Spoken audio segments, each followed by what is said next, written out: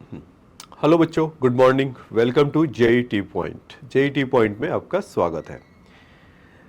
अभी आज हम लोग एक नया चैप्टर स्टार्ट करेंगे, इस called circular motion. Circular motion के बारे में समझेंगे कि सर्कुलर मोशन होता क्या है, उसके काइनेमेटिक्स के बारे में समझेंगे, डायनेमिक्स के बारे में समझेंगे।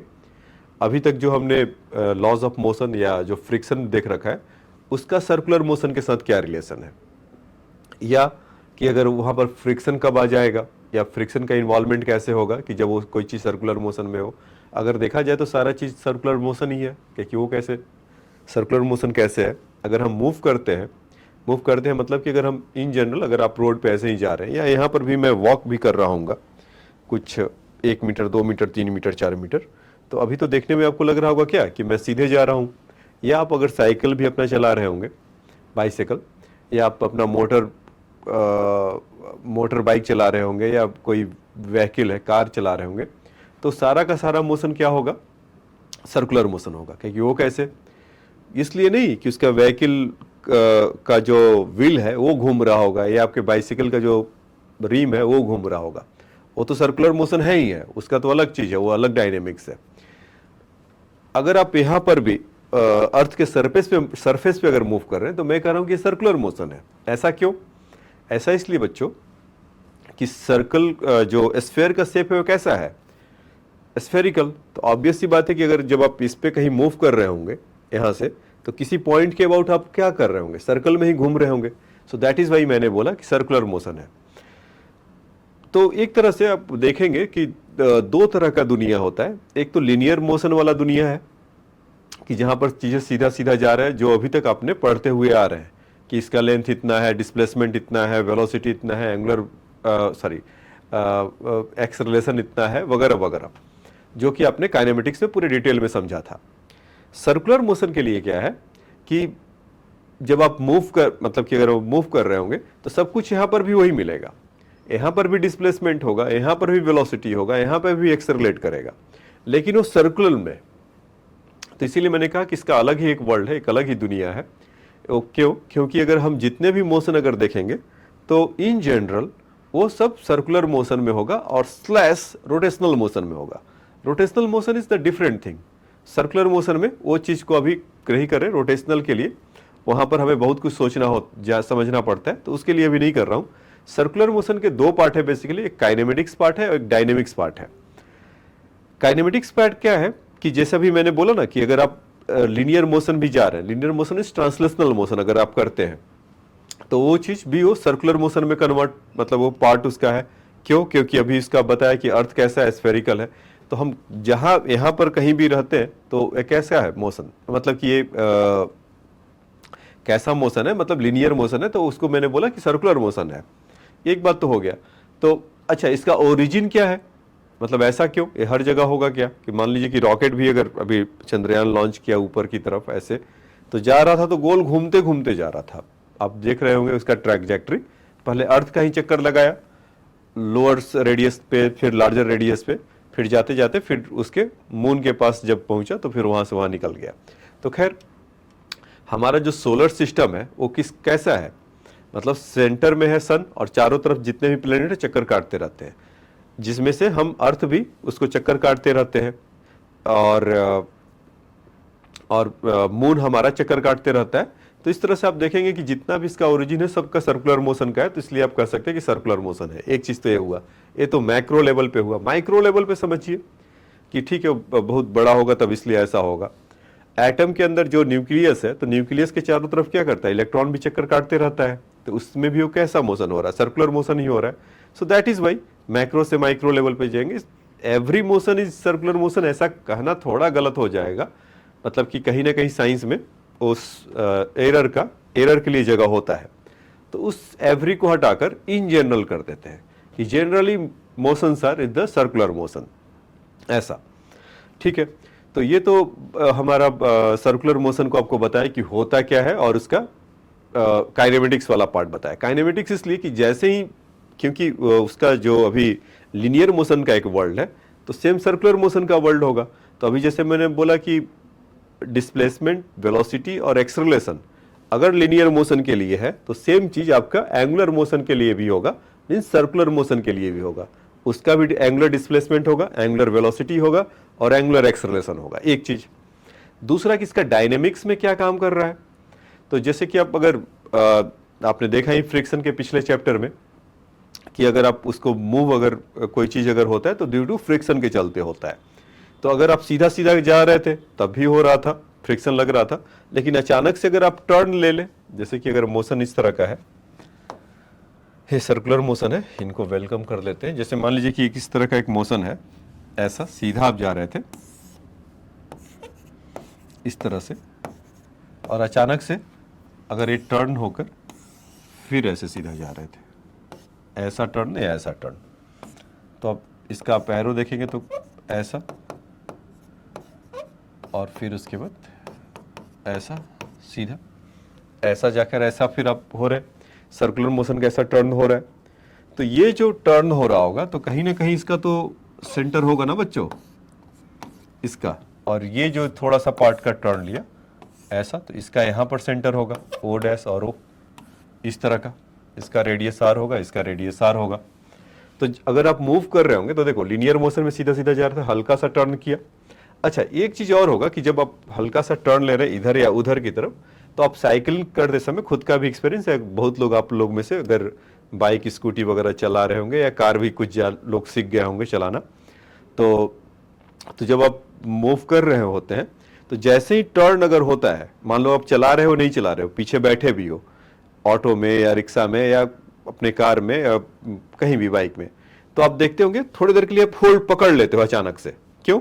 कि जैसे ही टर्न होता है तो अगर लॉ ऑफ इनर्शिया अगर हमने देख रखा है, first motion first law of Newton's first law, तो या लॉ ऑफ इनर्शिया, तो अब क्या करता है कि वो भी डायरेक्शन वो भी चेंज नहीं करना चाहता है। मतलब ये तो मोशन में रहता है, रेस्ट में रहता है तो बात है, एक तीसरा लॉ ऑफ डायरेक्शन भी, law of inertia of direction भी होता है, डायरेक्शन भी चेंज नहीं करना चाहता है, तो आप उसको होल्ड कर लेते हैं। तो सर्कुलर मोशन उसमें क्या कर रहा होगा कि अगर इस जैसे ही आप इधर गए तो मस्ट भी एक बाहर की तरफ फोर्स लगने लगा होगा ना। आप इमेजिन करिए कि जैसे आप बैठ रहे हो और सर्कल में जैसे ही गए, जैसे ऐसे टर्न किया, तो आप जिधर वो टर्न लिया उसके जैसे मान लो कि आप ऐसे गए और ऐसे टर्न लिया, तो आप बाहर की तरफ इधर जाने लगते हैं, तो आप जो भी कुछ आप वहां पर कार में बैठे हैं तो वहां पर होल्ड करने की कोशिश करते हैं, पकड़ते हैं। क्यों? क्योंकि जरूर एक फोर्स लग रहा होगा, आप उधर जा रहे होंगे उसको एनकाउंटर करने के लिए। तो कहने का मतलब मेरा क्या है, मैं समझाना क्या चाह रहा हूं आपको, तब से बताना मैं आपको ये चाह रहा हूं कि whenever you going to the circular motion, so force acting on the particle, और वो फोर्स क्या होगा उसको डिस्कवर करेंगे। अभी के लिए बता देता हूं, सेंट्रीपिटल फोर्स या सेंट्रीफ्यूगल फोर्स। वो पिटल और फ्यूगल मैग्नीट्यूड वाइज सेम होते हैं, लेकिन यहां पर फ्रेम ऑफ रेफरेंस का डिफरेंस होता है। अगर इनर्शियल फ्रेम में कर रहते हैं तो उसको सेंट्रीपिटल फोर्स कहते हैं, नॉन इनर्शियल फ्रेम में कहते हैं तो उसको सेंट्रीफ्यूगल फोर्स कहते हैं। ठीक है, तो आइए सबसे पहले आपको तो इन बातों से आपको फैमिलियर बना दें कि सर्कुलर मोशन के दो टाइप होते हैं। दो टाइप तो नहीं, सर्कुलर मोशन के दो पार्ट है होते हैं।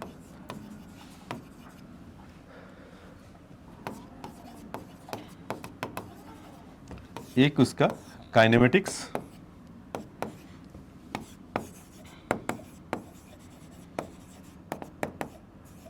दूसरा उसका डायनेमिक्स।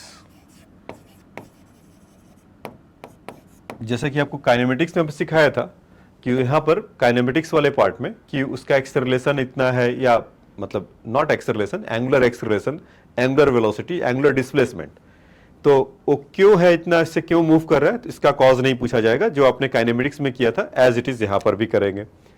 डायनेमिक्स में उसका कॉज होगा, अगर वो मूव कर रहा है तो सर्कुलर मोशन में आया तो उसके चलते इस पर कौन सा फोर्स लग रहा होगा उसका कॉज देखा जाएगा। सिंपल फंडा है जो कि आपने काइनेमेटिक्स में देखा था और डायनेमिक्स में देखा था। तो यहाँ पर जो मैंने अभी जो तीन नाम लिया उसमें आपने देखा था कि डिस्प्लेसमेंट, वेलोसिटी और एक्सेलरेशन, ये तीन बातें तो मैं ले ही रहा हूं, नाम ले रहा हूं, लेकिन उसके साथ में एक एंगुलर वर्ड यूज कर दे रहा हूं। तो एंगुलर वर्ड है क्या, जैसे मैंने आपको ये बोला कि एंगुलर डिस्प्लेसमेंट, ऐसा एंगुलर वेलोसिटी, एंगुलर एक्सेलरेशन, क्योंकि इन तीनों को तो आप जानते थे पहले से, ये डिस्प्लेसमेंट, वेलोसिटी एंड एक्सेलरेशन को। तो उसके जब एंगुलर ये लगा उसका क्या मतलब है, तो देखो जब भी आप इसमें सर्कुलर मोशन में जाते हैं तो वहाँ पर भी तो आप कुछ घूम रहे होंगे। जैसे मान लीजिए कि कोई रनिंग वाले हैं, सीधा सीधा ट्रैक में नहीं जा रहे, सर्कुलर ट्रैक में ही मूव करते हैं। जनरली होता भी है कि अगर 100 मीटर का स्प्रिंट नहीं है, 100 मीटर वाला तो बहुत फास्टली हो जाता है, तो उसको सर्कल में नहीं डालते, सीधा ही रखते हैं। अगर इस तरह का है 400 मीटर या 4000 या मैराथन टाइप का कुछ है, 4000 मीटर नॉट किलोमीटर, या मैराथन टाइप का अगर है, तो उसमें भी अपना लोग गोल गोल गोल गोल घूमते रहते हैं। तो जहां भी कहीं अगर इस तरह का होता है, रिवॉल्यूशन का चक्कर काटने वाला सिस्टम आ गया, तो आप वहां पर एंगुलर वाले के साथ चले जाते हैं। ठीक है, तो एंगुलर वर्ड उसके लिए। तो अब ये है क्या बच्चों, जैसे मैं आपको बताना चाहूं कि सपोज इस तरह का कोई सर्कुलर है और इसका सेंटर ओ है, और ये पॉइंट यहां से अगर आप देखेंगे P है, और ये पॉइंट Q है। ठीक है, ये P से अब Q की तरफ जा रहे होंगे,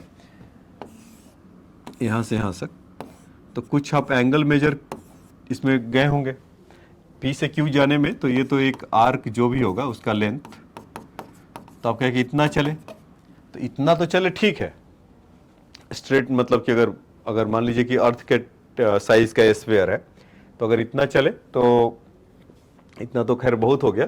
अगर थोड़ा भी आप चलते हैं, जैसे 10 किलोमीटर 20 किलोमीटर, तो स्ट्रेट लाइन ही लगता है आपको, तो आप कहें सीधा चले। तो खैर यहाँ पर आते हैं कि एंगुलर आपको डिस्प्लेसमेंट समझा रहा हूँ, वो क्या है।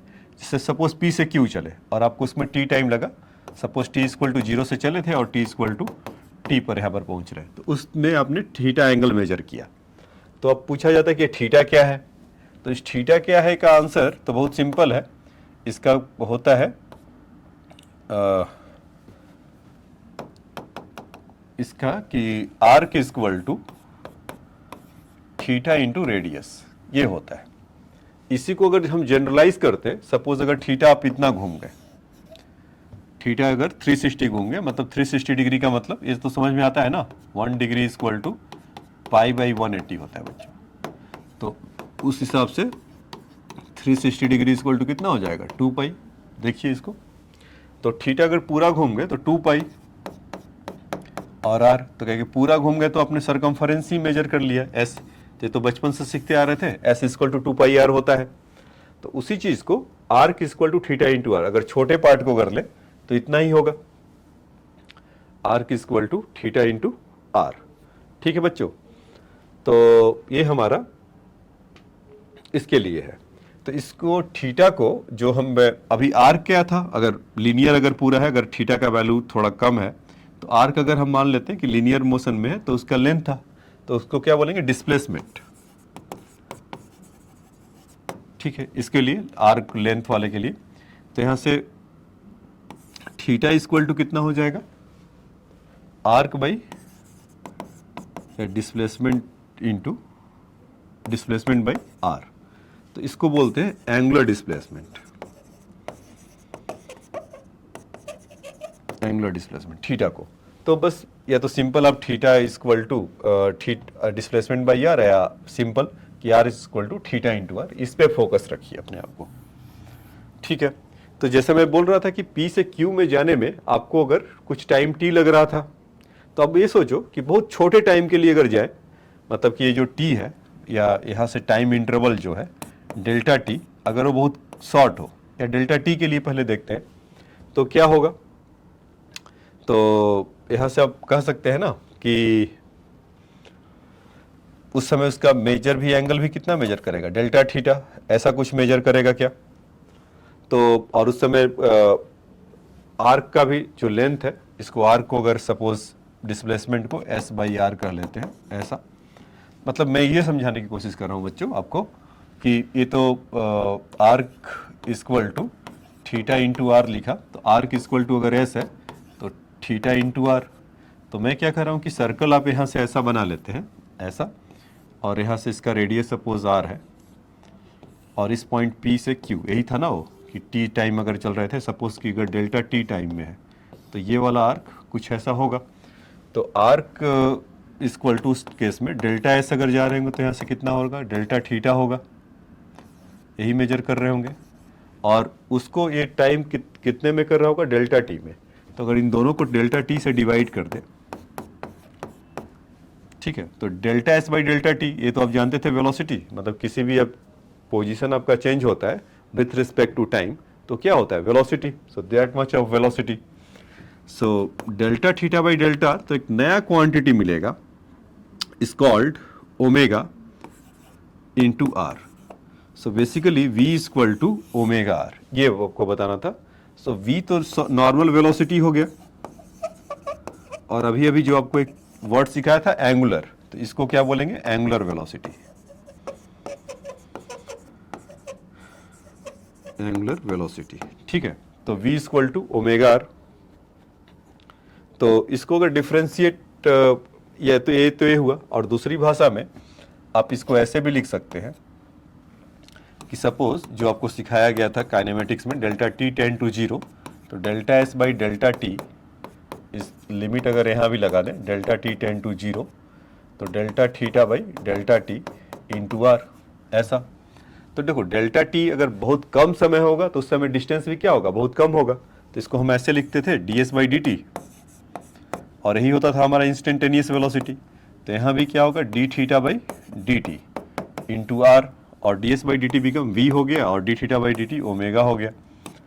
तो कहीं ना कहीं आपको एक तरह से एंगुलर जो वेलोसिटी मिला D theta by D T. तो साथ साथ ये भी सीखते चलिए कि ओमेगा जो होता है इज एंगुलर वेलोसिटी। अच्छा, इसका और भी नाम है, मैं वो भी लिख देता हूँ यहाँ पर, एंगुलर वेलोसिटी भी बोलते हैं और इसको एंगुलर फ्रीक्वेंसी भी बोलते हैं। जो लोग केमिस्ट्री वगैरह में स्ट्रक्चर ऑफ एटम पढ़ रहे होंगे तो वहाँ पर उनको ये टर्म फ्रीक्वेंटली मिल रहा होगा, एंगुलर फ्रीक्वेंसी। मतलब एक तो फ्रीक्वेंसी एफ होता है, एंगुलर फ्रीक्वेंसी क्या होता है, तो उसका relation omega is equal to 2 pi f होता है, ठीक है बच्चों। और frequency is equal to 1 by time period होता है, तो ओमेगा इज इक्वल टू कितना हो जाएगा, 2 pi by T time period. तो आप इसको भी ले सकते हैं, तो एंगुलर फ्रीक्वेंसी। तो मैं आपको क्या बता रहा था अभी, हाँ, कि एंगुलर जो वेलोसिटी आया omega is equal to d theta by D t, जैसे कि theta is a function of time t था, अगर उसको with respect to time differentiate करेंगे तो क्या मिल जाएगा मुझे, ओमेगा, ठीक है। और जैसे कि पहले होता था डिस्प्लेसमेंट इज या position is a function of time T होता था, अगर उसको अगर टाइम के विथ रिस्पेक्ट टू में डिफरेंशिएट करते थे तो आपको क्या मिलता था, वेलोसिटी। फिर वेलोसिटी को फर्दर डिफरेंशिएट करते थे तो एक्सेलरेशन। तो सेम चीज यहाँ पर भी, अगर theta is a function of time T है, angle is a function of time T है, या angular displacement is a function of time T है, whenever you will differentiate it with function of the time t, it will give the angular velocity और instantaneous angular velocity। तो omega is equal to d theta by D t की कहानी तो ये थी बच्चों। अब फिर फर्दर एक बार और डिफरेंशिएट करोगे तो उसको नया नाम, जैसे एंगुलर एक्सेलरेशन की जहां तक सवाल है तो वो मिल जाएगा। तो d omega by D t अगर करेंगे तो d two theta upon d t two equal to alpha. जैसे एकदम आपको ये फोटोकॉपी चलते हुए नजर आ रहा होगा, जैसे एस था तो d S by D t किए, फिर इसको d two s by d two किए, तो ये तो डिस्प्लेसमेंट होता था, ये आपका वेलोसिटी हो जाता था, और इसको ये वाला एक्सेलरेशन हो जाता था। तो वही काम यहाँ पर भी है कि अगर आपके पास एंगुलर डिस्प्लेसमेंट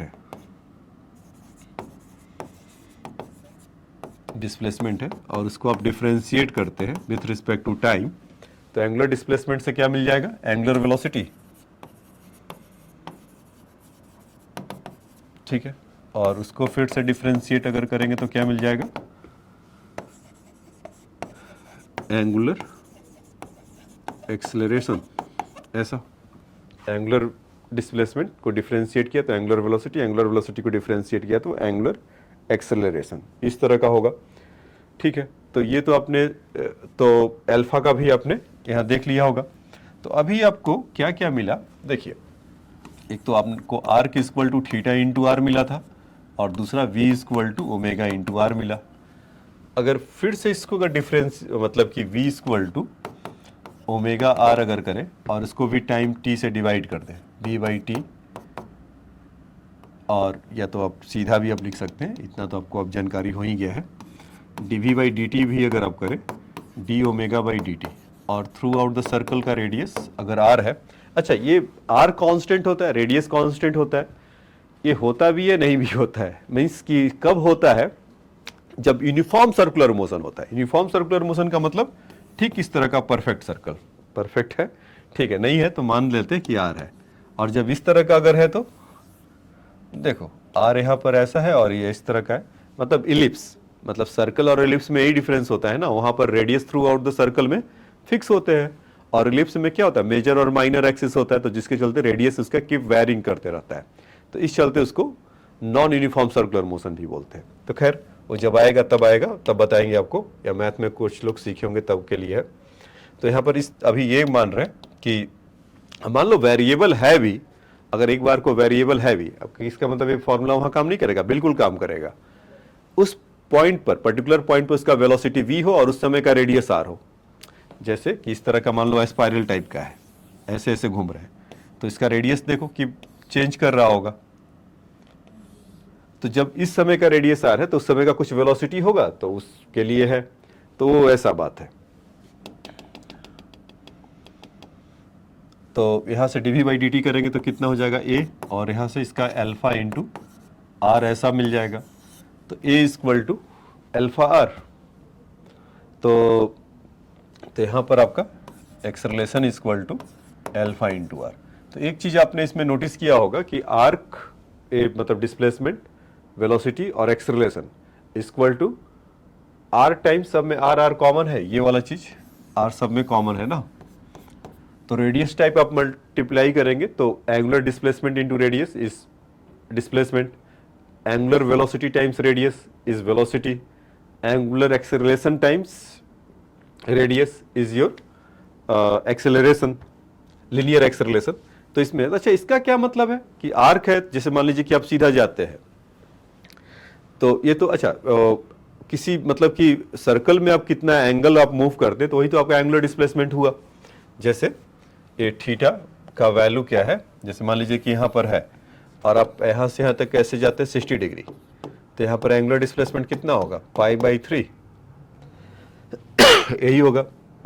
यहाँ से यहाँ अगर जा रहे हैं तो कितना हो जाएगा, π/4, सॉरी यस π/2, मतलब 90 डिग्री सपोज है तो मतलब गोल आप कितना घूमते हैं तो उसमें आपने एंगल कितना कवर किया वो आपको बताता है, इज योर एंगुलर डिस्प्लेसमेंट।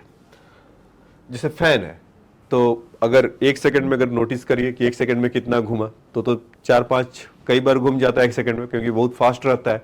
आप यही चीज आप अपने उसमें देख सकते हैं कि व्हीकल वगैरह जो होता है तो उसमें जो आरपीएम में, स्पीडोमीटर में आप देखेंगे तो वहां पर लिखा रहता है ना 1000 आरपीएम, 2000 आरपीएम, 5000 आरपीएम, और जितना जितना वो तेज भागते जाता है उतना, जितना स्पीड ज्यादा भागते रहता है व्हील घूमते रहता है। तो वही रिलेशनशिप है v का और ओमेगा का, कि गोल जितना वो चक्कर काट रहा होगा या जितना नंबर ऑफ टाइम्स उसका रिवॉल्यूशन जितना बढ़ेगा, फ्रीक्वेंसी, एंगुलर फ्रीक्वेंसी बढ़ेगा तो उतना स्पीड भी होगा। मतलब कोई अगर व्हील है जितना स्पीड से अगर रोटेट करेगा या एंगुलर फ्रीक्वेंसी जितना ज्यादा होगा उतनी ही स्पीड से आप भागेंगे ना, तो उन दोनों का रिलेशनशिप यही है, v इक्वल टू ओमेगा। तो ओमेगा ये बताता है, जैसे फैन का एग्जांपल लेते हैं या व्हील वाला आपके पास यही है, तो उसका स्पीड, जैसे कि आप फैन देखिए 1 नंबर पे कुछ स्पीड पे चलता है, 2 नंबर पे कुछ स्पीड पे चलता है, मतलब कि 1 सेकंड में कितना चक्कर लगाता है, उससे मतलब है। तो एक तो ये चीज हो गया। अच्छा, अब उसको अगर कोई वॉच कर रहा होगा, जैसे मान लीजिए कि आप फैन को देखिए या आप बाइक वाले में एक्सेलेरेटर वगैरह को देखिए या कार में आप प्रेस कर रहे होंगे एक्सेलरेशन वाला जब, तो व्हीकल क्या हो रहा होगा, उसका भी घूम रहा होगा, घूमने का स्पीड कभी मान लीजिए कि 1000 आरपीएम है, कभी 2000 आरपीएम, तो कुछ तो समय लिया होगा ना। तो rate of change in the angular velocity, तो rate of change in angular velocity is called angular acceleration, मतलब गोल घूमने में भी कितना से एक्सेलरेट कर रहा है। अभी जैसे सपोज 40 आरपीएम है या 30 आरपीएम है, 50 आरपीएम है, जैसे फैन का स्पीड है 1 नंबर, 2 नंबर, 3 नंबर, और कोई ऑब्जर्व कर रहा होगा तो कहे कि हाँ फैन का स्पीड तो बढ़ रहा है, तो किस रेट से बढ़ रहा है हम उसको ही बता सकते हैं। तो मतलब कि एकदम से 2 जैसे वर्ल्ड थे, एक लीनियर वाला और एक आपका सर्कुलर मोशन वाला। तो लीनियर मोशन में कोई चीज अगर कोई भाग रहा है 1 2 3 4 5 6 7 8 10 मीटर से ऐसे भाग रहा है, तो एकदम से तो होता नहीं है, धीरे धीरे धीरे स्पीड अप होता है, तो एक्सेलरेट होता है। तो वैसे ही अगर कोई चक्कर काट रहा होगा तो एकदम से तो आप फैन भी स्टार्ट करिए, एकदम से तो वो पर्टिकुलर स्पीड पे तो नहीं पहुंच जाता है, वो जीरो से होकर धीरे धीरे धीरे धीरे बढ़ते रहता है। तो उसके लिए आपका अल्फा है ये एंगुलर एक्सेलरेशन।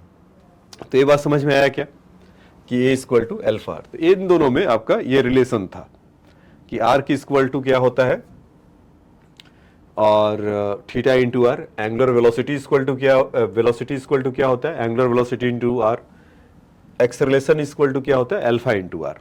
ठीक है बच्चों, तो ये तो कहानी था हमारा कि इस टर्म से आपको फैमिलियर बनाने का।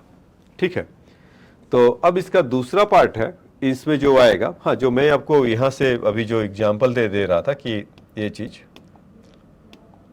हाँ यहां पर ये आते हैं कि जैसे मान लीजिए कि आप सीधे जा रहे थे तो हल्का सा टर्न लिया तो आप कॉन्शियस रहते थे, आपको फोर्स वो लगाते हुए दिखाई दिया। तो उसमें क्या होता है कि जिधर की तरफ आप टर्न लेंगे वो उसी डायरेक्शन में फोर्स लगता है। जैसे कि मान लीजिए कि अगर आप साइकिल अगर चला रहे होंगे और अचानक से आप घूमे, तो या अभी एक और आपको एग्जांपल दिखा देता हूं। जैसे मान लो कि इस तरह का कोई ये चीज है, मेरे पास तो अभी ये वायर आया मिला है, आपके पास अगर इस तरह का कोई स्ट्रिंग वगैरह अगर रहता हो तो आप इसको यूज कर सकते हैं।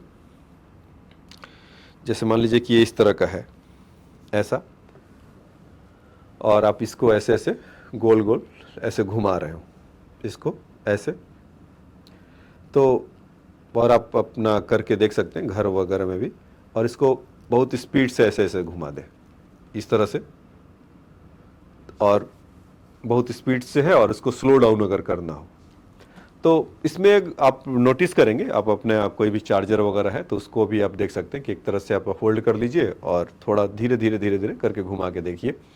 तो जब आप ये नोटिस करेंगे कि जब आप स्पीड कर रहे होंगे तो जहाँ पर होल्डिंग पॉइंट है आप उधर उधर की तरफ फोर्स लगा रहे हैं, जब उसको आपको स्लो डाउन करना है तो वहाँ से अपना वो होल्ड थोड़ा रिलीज कर रहे होंगे, थोड़ा उसको रिलैक्स कर रहे होंगे, तो उसके चलते स्लो डाउन हो जा रहा होगा। तो कहीं ना कहीं कहने का मतलब इस एक्सपेरिमेंट से आपको ये दिखाना था कि अगर आप जब स्पीड अप कर रहे हैं, वो स्पीड अगर पकड़ेगा तो टुवर्ड द सेंटर एक फोर्स आप लगा रहे हैं, तभी वो स्पीड अप हो रहा है। मतलब इसको आप ऐसा मैं कह रहा हूं कि जब इसको आप घुमा रहे हैं ऐसे ऐसे ऐसे ऐसे ऐसे ऐसे, ऐसे बहुत तेजी से, तो जब आप देखिएगा कि इसको जब स्पीड अप आपको करना होगा, आप ऐसा एक्सपेरिमेंट करके देखिएगा तो आप उसमें पाएंगे कि टुवर्ड द सेंटर एक तरह से हम फोर्स लगा रहे हैं, और वो फोर्स कितना होगा उसी के बारे में बोल रहा था। और फोर्स क्या, अगर कुछ फोर्स लगा रहे होंगे तो जरूर उसका कुछ मास होगा। अब जिसे मान लीजिए कि कोई स्ट्रिंग का, पतले से स्ट्रिंग का, और उसमें बॉब सिस्टम से वो बनाता है बांध कर, और उसको गोल गोल घुमाता है, कोई बहुत हैवियर मास है, स्ट्रिंग का उस पर डिपेंड करता है कि वो कितना टेंशन वो झेल पाएगा या नहीं कर पाएगा, तो उतना वो अलाउ करेगा। तो एक तरह से मतलब कि अगर हम फोर्स लगा रहे हैं तो मस्ट भी एक एक्सेलरेशन हो रहा होगा, उसका कुछ ना कुछ मास होगा। तो अभी हमने न्यूटन्स लॉज ऑफ मोशन में या फ्रिक्शन में देखा कि नेट फोर्स हमेशा क्या होता है, मास इनटू एक्सेलरेशन। तो एक्सेलरेशन कितना होगा, फोर्स बाई एम। तो यहां पर जो एक आपको टुवर्ड द सेंटर, इसको जैसे अगर कोई पार्टिकल अगर मूव कर रहा होगा, इसमें अगर चक्कर काट रहा होगा v वेलोसिटी से ऐसा, तो उसके सेंटर से टुवर्ड इसका रेडियस अगर r है, तो सेंट्रीपिटल एक्सेलरेशन जो होगा,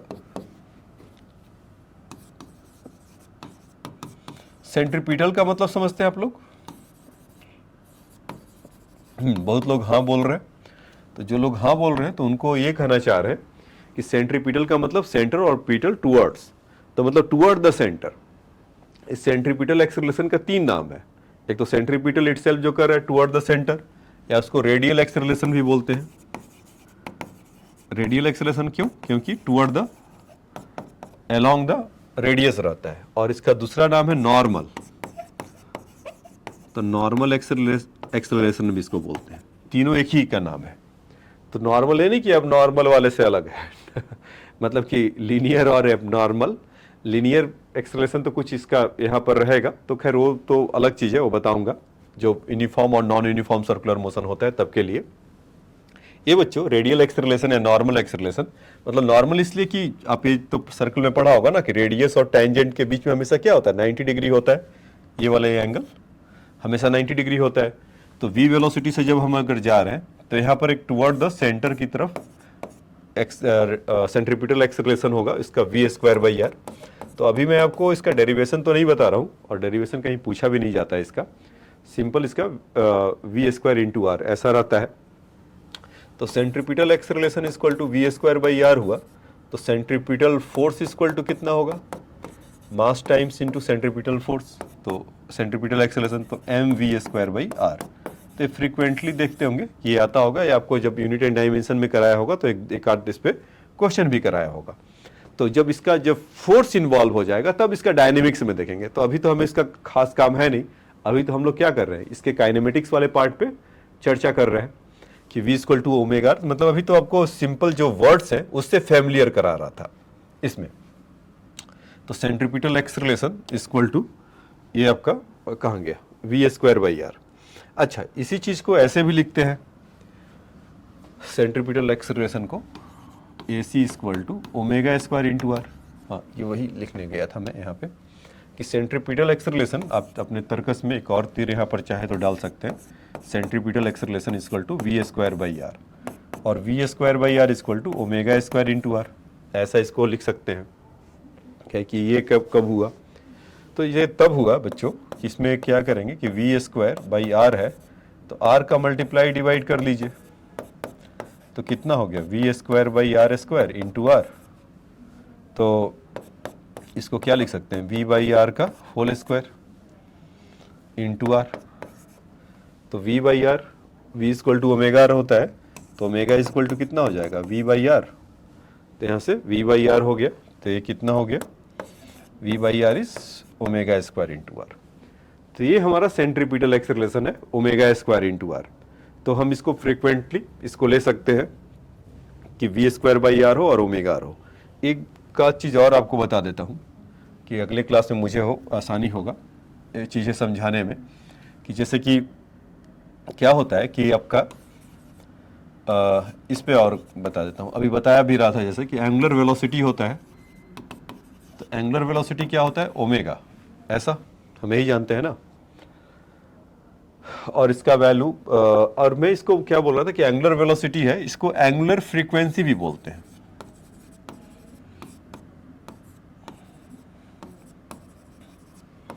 एंगुलर फ्रीक्वेंसी f, तो इसका क्या रिलेशन है, 2πf। तो एंगुलर वेलोसिटी एक तो सिंपल फ्रीक्वेंसी होता है, फ्रीक्वेंसी का मतलब क्या होता है कि एक सेकंड में कितने बार ऑसिलेट करे, यही मतलब होता है ना कि एक सेकंड में कितना उसका ऑसिलेट करे।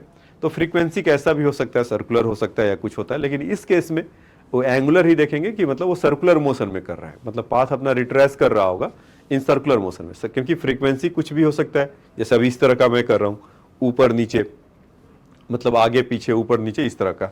लेकिन अगर इस तरह का अगर हो एंगुलर फ्रीक्वेंसी कि सर्कल में कितना चक्कर काट रहा है, तो स्ट्रक्चर ऑफ एटम में आपने देखा होगा कि इसका एंगुलर फ्रीक्वेंसी उसका वर्ड जैसा इस तरह का होता है इसको यूज करते हैं, तो 2πf।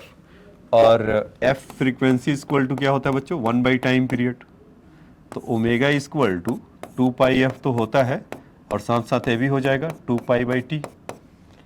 तो एंगुलर फ्रीक्वेंसी निकालने का ये ऐसा भी तरीका रहता है, ठीक है। ये तो इनकी बातचीत हुई।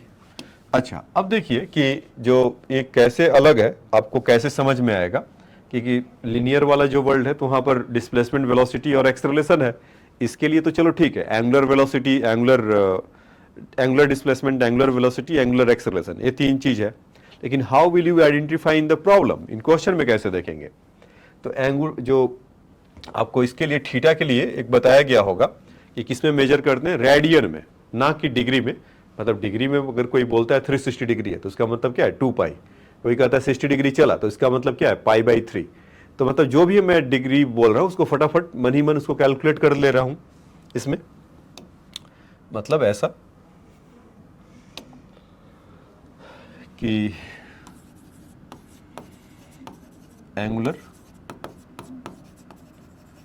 डिस्प्लेसमेंट थीटा, इसको रेडियन में मेजर करते हैं, रेडियन, इन रेडियन, ठीक है।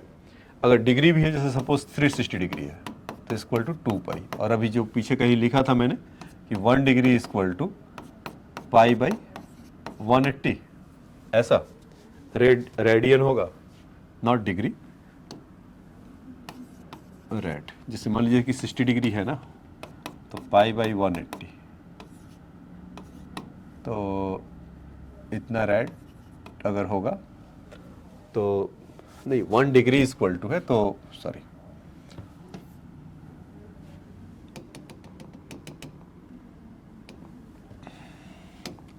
तो आप इसको 60 इंटू 1 डिग्री लिख सकते हैं क्या? तो 60 इंटू पाई बाई 180, तो कितना हो गया ये? यहाँ से पाई बाई 3 हो गया, तो ये यहाँ से बोल सकते हैं ना कि पाई बाई 3 रेडियन है। तो थीटा, एंगुलर डिस्प्लेसमेंट को किस में मेजर करते हैं बच्चों? रेडियन में। फिर उसके बाद एंगुलर, इस रिकॉर्डिंग इज गोइंग ऑन, हाँ, एंगुलर वेलोसिटी। तो एंगुलर वेलोसिटी क्या होता था? Theta by time T. तो यहाँ पर कितना हो जाएगा? रेडियन पर सेकेंड, ऐसा। फिर उसके बाद एंगुलर एक्सेलरेशन इक्वल टू कितना हो जाएगा ये? Omega by T. तो इसका कितना होता है? रेडियन पर सेकेंड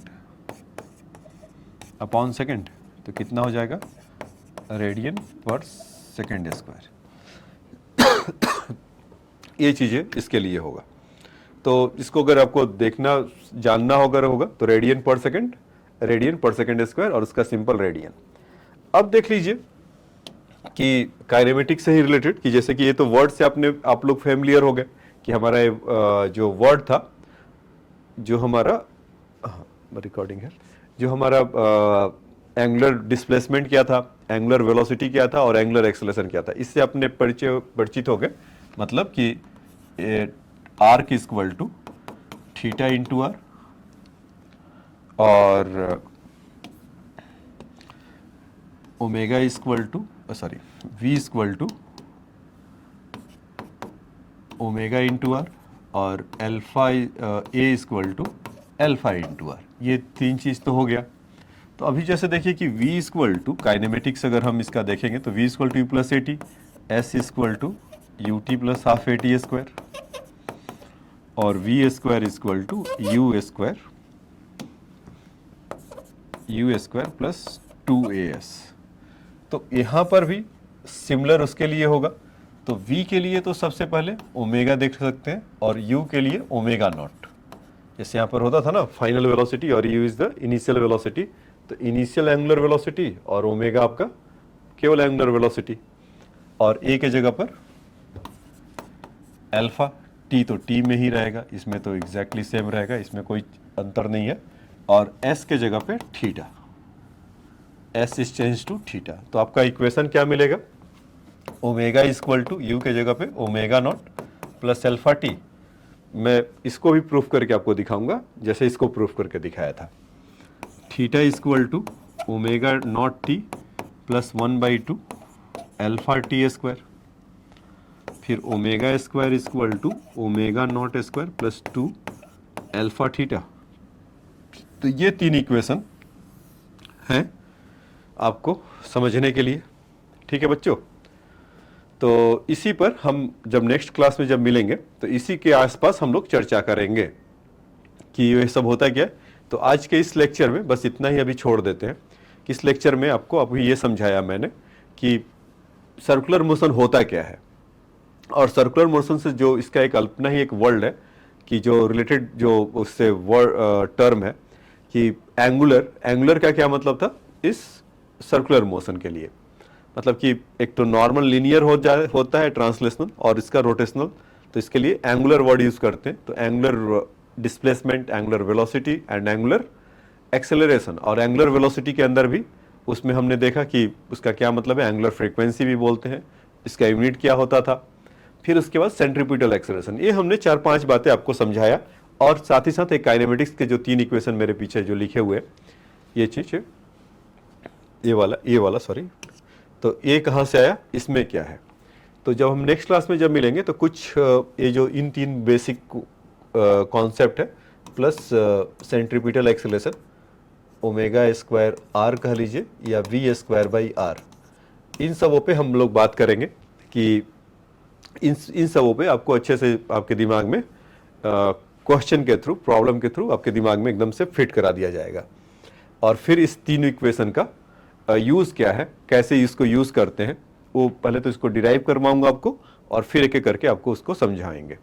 ठीक है बच्चों, तो आज की क्लास में इतना ही, यहीं पे रहने देते हैं। नेक्स्ट क्लास में जब हम लोग मिलेंगे तो प्रॉब्लम के साथ मिलेंगे और डायरेक्ट उस पर प्रॉब्लम करेंगे, थोड़ा सा उसको ब्रीफ आपको बताने के बाद या प्रॉब्लम ही करेंगे। ठीक है, तो ठीक है, तो इतना इसको रिवाइज करिएगा, इसको जरूर देखिएगा एकदम से बेसिक से, जिनको सर्कुलर मोशन के बारे में के से परेशानी है या जिनको रोटेशनल मोशन से दिक्कत होता है।